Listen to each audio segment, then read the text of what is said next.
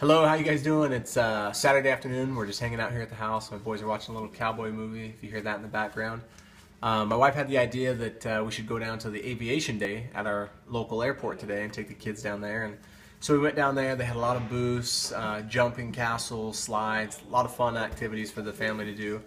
And the U.S. Forest Service was there. And of course my kids wanted to go and meet Smokey the Bear. And I think all little kids know who Smokey the Bear is.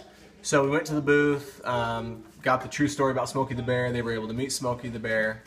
And on the way home, my wife started talking to me about the power of storytelling as it related to Smokey the Bear. And so it gave me an idea, and I'm going to call this the Smokey the Bear principle. So what the U.S. Forest Service did is they took something that was actually pretty dull, pretty boring. It was around a policy, procedure, guideline, a rule, and it was all about preventing forest fires, right? Not playing with matches when you're out in the forest, making sure you always put out your campfire. And they took something that was relatively boring and they turned it into an amazing, entertaining story, all through storytelling and the creation of the character Smokey the Bear. And so I started thinking, what if in our organizations we applied the Smokey the Bear principle whenever we were going to talk about policies, procedures, guidelines, rules, things that typically aren't very exciting or entertaining, but we can make it so our employees or our partners want to be involved because of the story. So story has an incredible power.